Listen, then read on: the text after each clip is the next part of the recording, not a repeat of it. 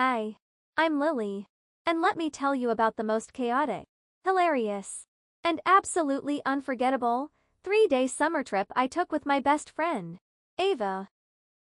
It all started early on a Friday morning.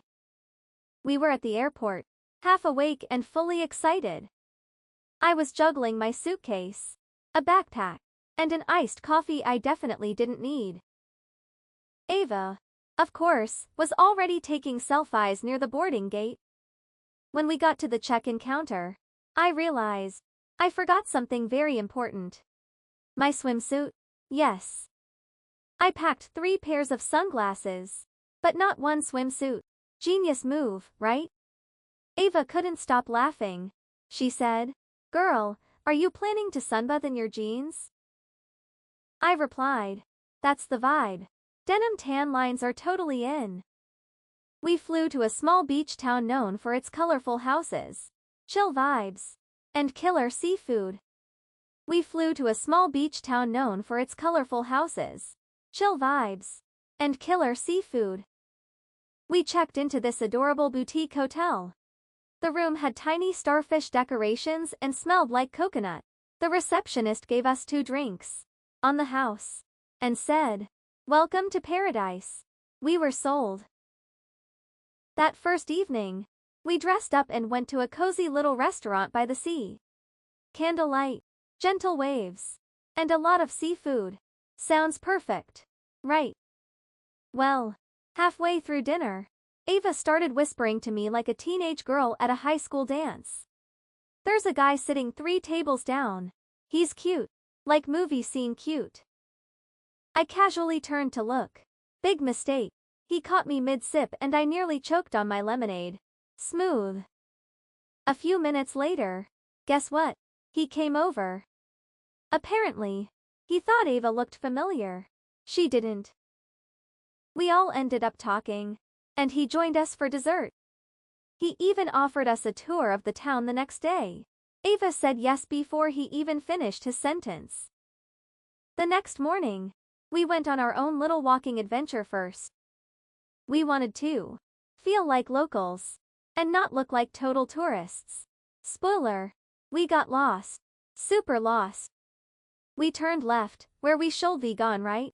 We ended up in a tiny residential street with cats everywhere.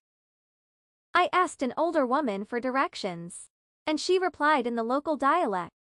I smiled and said, "Thank you," even though I had no clue what she said. Eventually, we found this hidden little bakery with the most amazing pastries. We had chocolate croissants that were so good I wanted to cry a little. Ava bought 3 extras for later and ate them all within 10 minutes. Then, as if the day couldn't get more surreal, my phone rang. It was the company I applied to last week. I walked outside to take the call, still holding a pastry, and they told me I got the job. I literally screamed, "Are you serious?" in the middle of the street. When I went back inside, Ava saw my face and yelled, "You got it, didn't you?"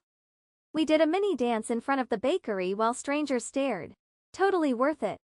On our last night, we sat on the beach, watching the stars and talking about how sometimes spontaneous plans are the best ones. We promised to do this again next year, but with better packing, obviously.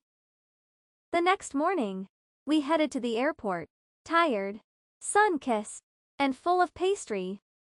And just when I thought the surprises were over, guess who was waiting for me at arrivals? Josh, my boyfriend, holding a little sign that said, "Missed you. Swimsuit forgetter." I mean, how could I not melt right there? So yeah, 3 days, 2 girls, 1 unforgettable trip.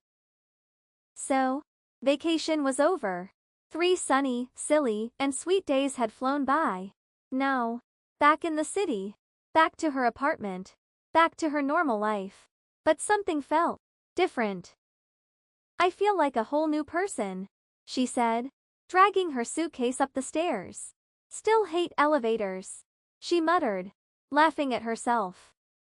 Her phone buzzed. A message from the company she applied to last month. "Welcome aboard. Orientation starts Monday at 9 a.m. Yup, real life was back.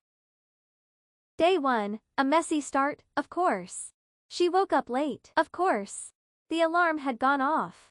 But she'd dreamed she was still at the beach and hit snooze 5 times. When she finally got out of bed, everything was chaos. She couldn't find her hairbrush. She had no clean work shirts. And she spilled coffee on her new white sneakers. Great. I'm already nailing this adulting thing, she said to her cat, who was sitting like a judgmental roommate. Day 2, back at it. Work was intense. People were fast talking, coffee drinking, buzzword throwing machines. She smiled, nodded, took notes, and quietly Googled 3 words they used in the meeting. But at lunch, something good happened. A friendly coworker named Maya sat next to her. They started chatting. So, what do you do for fun? Maya asked. She thought for a moment. Honestly, I just came back from a beach trip. It was spontaneous. I forgot my swimsuit, got lost, and met a guy who brought dessert to our table just because my friend smiled at him. Maya laughed so hard she choked on her juice.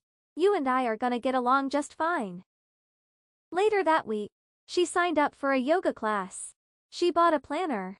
Not sure she'll use it, but hey, a plus effort. And on Friday night, she did something she hadn't done in a while. She stayed in. No phone. No Netflix. Just music, tea, and journaling. I feel like I'm not running anymore, she wrote.